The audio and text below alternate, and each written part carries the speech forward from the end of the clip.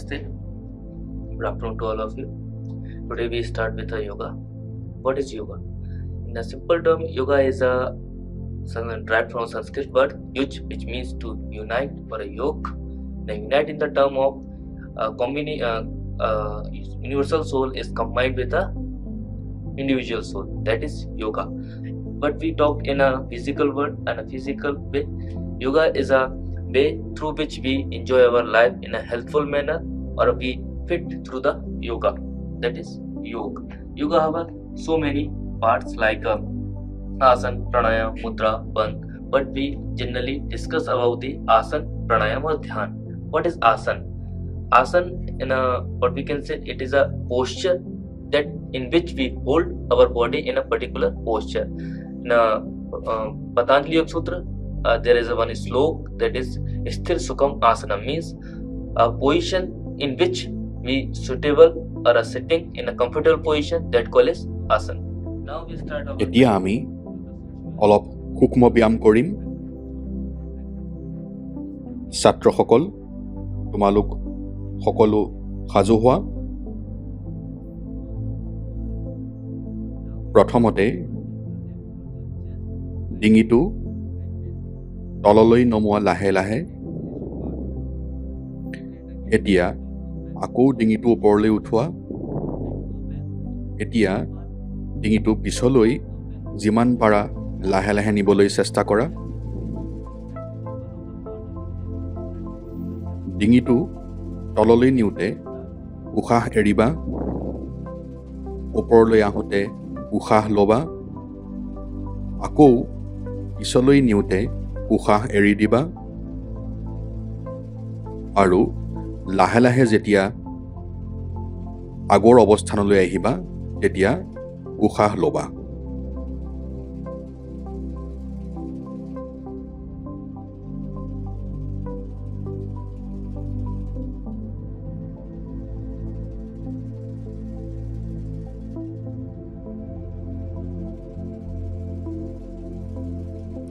সূক্ষ্ম ব্যায়াম কৰিলে আমাৰ শৰীৰৰ বিভিন্ন অংগ প্ৰত্যংগ আমাৰ যিটো মূল আসন আছে সেই আসনটো কৰিবৰ বাবে কাৰ্যক্ষম হৈ উঠে। আমি দুটা সূক্ষ্ম ব্যায়াম কৰিলোঁ। এতিয়া আমি আমাৰ মূল আসনখিনি কৰিবৰ কাৰণে আগবাঢ়িছোঁ। এতিয়া আমি তাৰাসন কৰিম। তাৰাসন কৰিলে আমাৰ শৰীৰৰ ভাৰসাম্যতা ৰক্ষা হয়। শৰীৰত তেজ চলাচল ভালদৰে হৈ উঠে। তাৰাসন কৰিবৰ বাবে প্ৰথমে থিয় হ'ব লাগিব। দুয়োটা ভৰিৰ মাজত সামান্য ব্যৱধান ৰাখিব লাগিব। এতিয়া দুয়োখন হাত লাহে লাহে ওপৰলৈ উঠাই দুয়োখন হাতৰ আঙুলিবিলাক লগ লগাব লাগিব, আৰু এতিয়া লাহে লাহে ভৰিৰ বুঢ়া আঙুলিৰ ওপৰত থিয় হ'ব লাগিব। এইদৰে ভাৰসাম্য ৰক্ষা কৰিব লাগিব আৰু 10 ছেকেণ্ডৰ বাবে আসনটো ধৰি ৰাখিব লাগিব। 10 ছেকেণ্ড হোৱাৰ পিছত লাহে লাহে আসনটো এৰি দিব লাগিব। পিঠিৰ বিষ বা কঁকালৰ বিষ যদি আছে তেনেহ'লে তেনেকুৱা ধৰণৰ সমস্যাৰ পৰা এই আসনটোৰ জৰিয়তে সমাধান পাব পাৰি।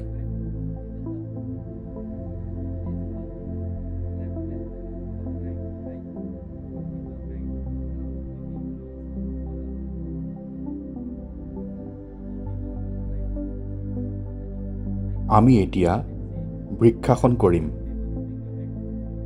বৃক্ষাসন কৰিবৰ বাবে প্ৰথমতে থিয় হ'ব লাগিব। তাৰপিছত বাওঁ ভৰি বা সোঁ ভৰিটো ওপৰলৈ নি এটা ভৰিৰ ওপৰত ৰাখিব লাগিব। তাৰপিছত দুয়োখন হাত লাহে লাহে ওপৰলৈ নি মূৰৰ ওপৰত নমস্কাৰ মুদ্ৰাত ৰাখিব লাগিব। এতিয়া ভাৰসাম্য ৰক্ষা কৰি এইটো অৱস্থানত আসনটো ধৰি ৰাখিব লাগিব।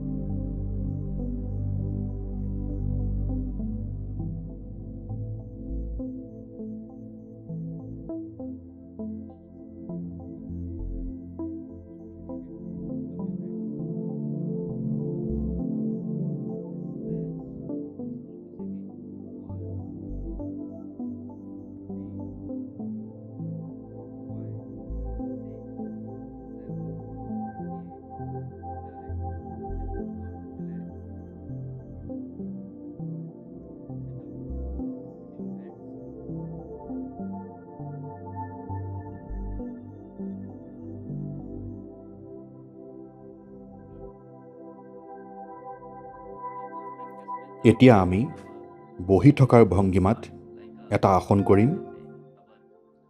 এই আসনটোৰ নাম হৈছে ভদ্ৰাসন। ভদ্ৰাসন কৰিবৰ বাবে প্ৰথমতে পোন হৈ বহিব লাগিব। তাৰপিছত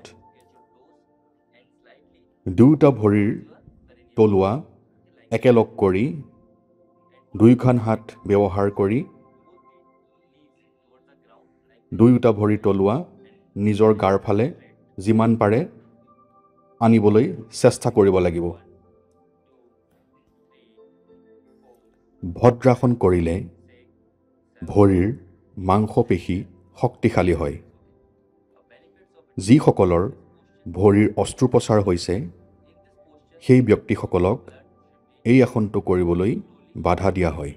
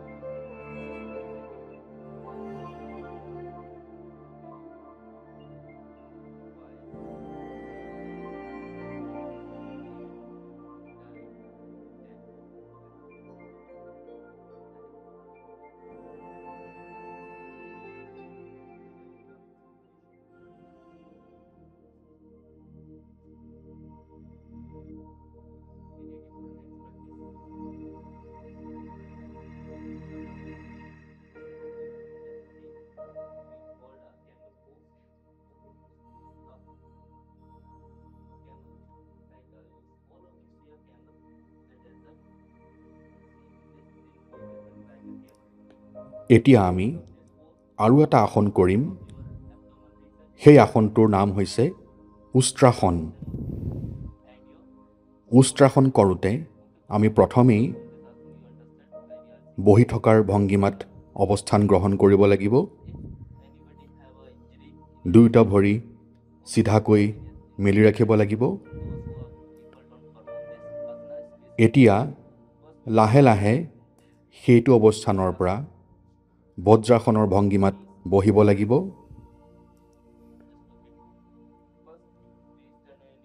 লাহে লাহে দুয়োটা আঁঠুৰ ওপৰত থিয় হ'ব লাগিব আৰু দুয়োখন হাতেৰে কঁকালত ধৰি পিছফাললৈ যিমান পাৰে সিমান যাবলৈ চেষ্টা কৰিব লাগিব।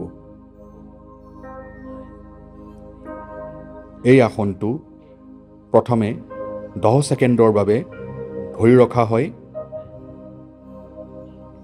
আৰু 10 ছেকেণ্ড শেষ হোৱাৰ পিছত লাহে লাহে আসনটো এৰি দি জিৰণি ল'ব লাগে।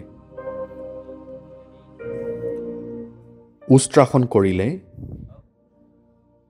শৰীৰৰ পিছফালৰ কঁকালৰ অংশত থকা বিষ দূৰ হয়। আমাৰ পাচন প্ৰক্ৰিয়া কাৰ্যক্ষম হৈ উঠে।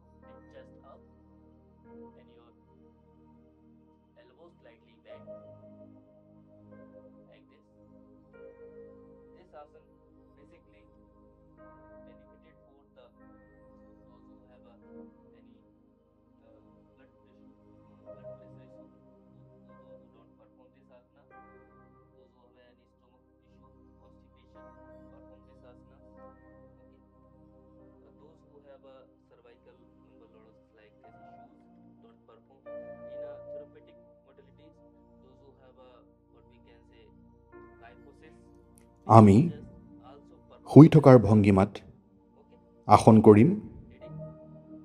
প্ৰথম আসনটোৰ নাম হৈছে ভুজংগাসন। এই আসনটো কৰিবৰ বাবে প্ৰথমেই আমি প্ৰণ অৱস্থাত শুব লাগিব, মানে শৰীৰৰ পেটৰ অংশটো তললৈ কৰি পিঠিৰ অংশটো ওপৰলৈ ৰাখিব লাগিব। দুয়োটা ভৰি একেলগ কৰি দুয়োখন হাত ভৰিৰ কাষত ৰাখিব লাগিব। এতিয়া দুয়োখন হাত বুকুৰ কাষত ৰাখি এটা দীঘল উশাহ লৈ শৰীৰৰ ওপৰৰ অংশটো যিমান পাৰে ওপৰলৈ উঠাবলৈ যত্ন কৰিব লাগিব।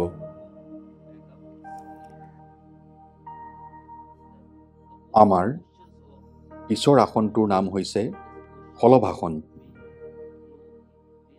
শলভাসন কৰিবৰ বাবে প্ৰথমেই প্ৰণ পজিশ্যনত অৱস্থান ল'ব লাগিব। দুয়োখন ভৰি একেলগে থাকিব। এতিয়া দুয়োখন হাত দুয়ো ভৰিৰ তলত ৰাখিব লাগিব। শৰীৰটো সম্পূৰ্ণ চিধাকৈ থাকিব।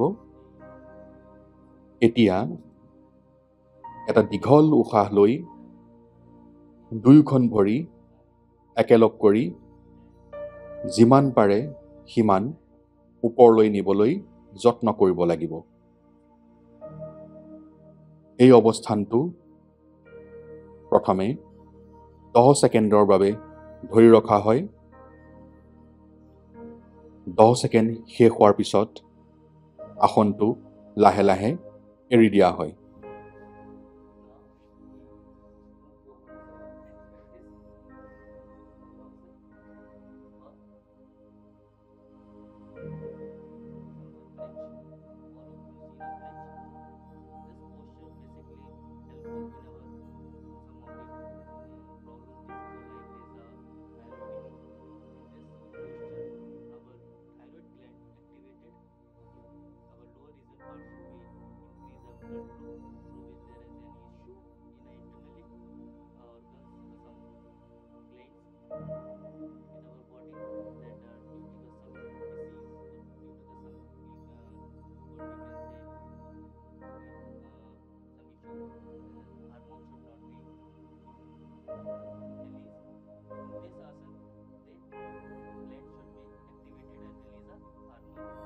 মৎস্যাসন কৰিবলৈ প্ৰথমতে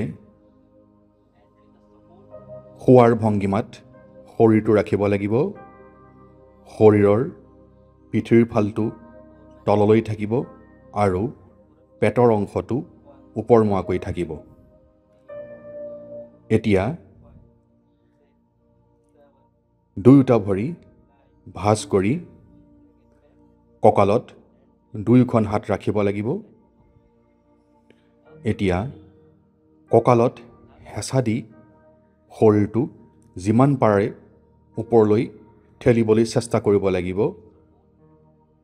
দুয়োটা আঁঠু চিধা হৈ আগবঢ়াই নি ভৰি চিধাকৈ ৰাখিব লাগিব। এইদৰে প্ৰথমে 10 ছেকেণ্ড সময় ৰাখিব লাগিব। 10 ছেকেণ্ড সময় শেষ হোৱাৰ লগে লগে শৰীৰৰ অংগবিলাক এটা এটাকৈ এৰি দি পুনৰ আগৰ অৱস্থানলৈ আহি জিৰণি ল'ব লাগিব।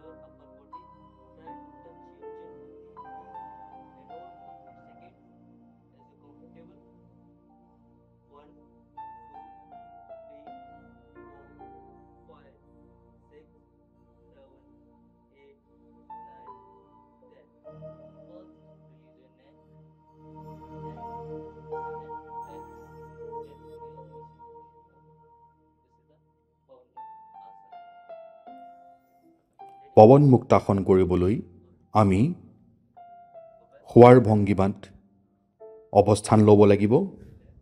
শৰীৰৰ পেটৰ অংশটো ওপৰমুৱাকৈ থাকিব। দুয়োটা ভৰি চিধাকৈ ৰাখিব লাগিব।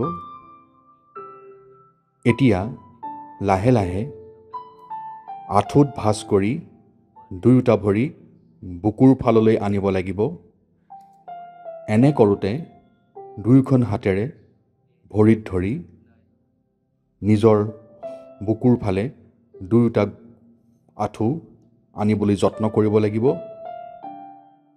শেষৰ আসনটোৰ নাম হৈছে শৱাসন।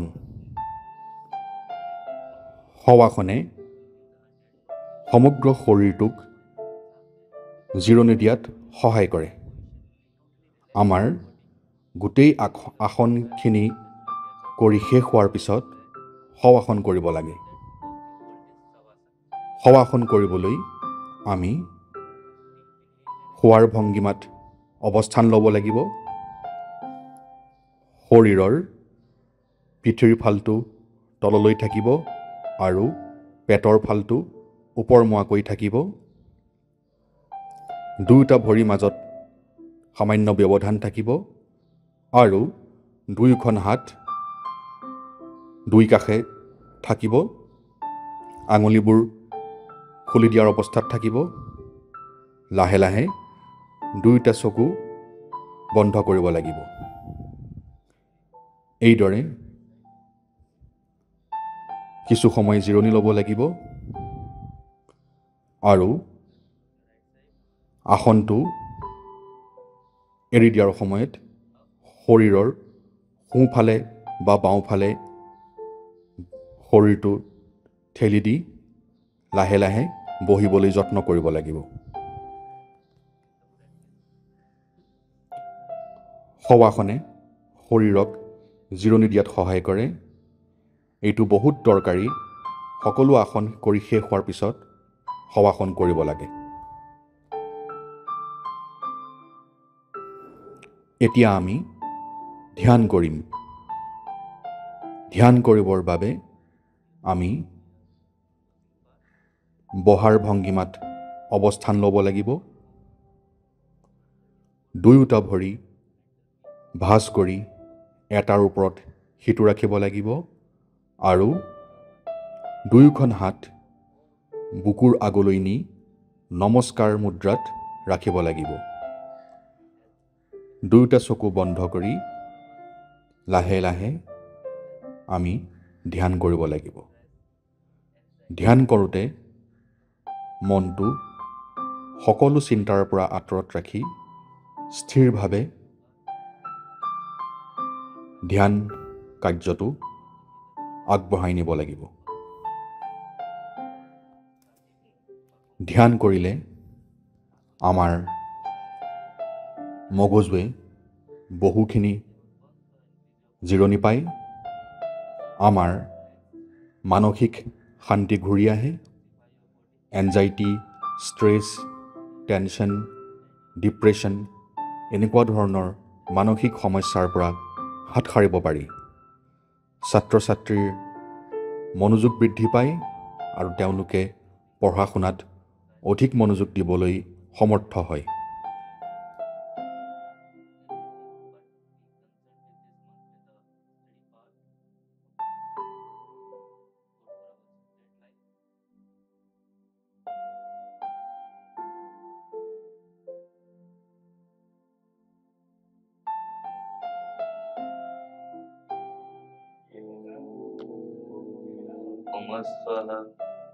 तस्य वितुर्वरेण्यं भर्गो देवस्य धीमहि धियो यो नः प्रचोदयात्। মন্ত্ৰ শেষ হোৱাৰ পিছত কিছু সময় সেইটো অৱস্থানতে থাকিব লাগিব। শ্বাস প্ৰশ্বাস নিয়মীয়া হৈ থাকিব আৰু লাহে লাহে দুয়োটা চকু খুলি দিব লাগিব।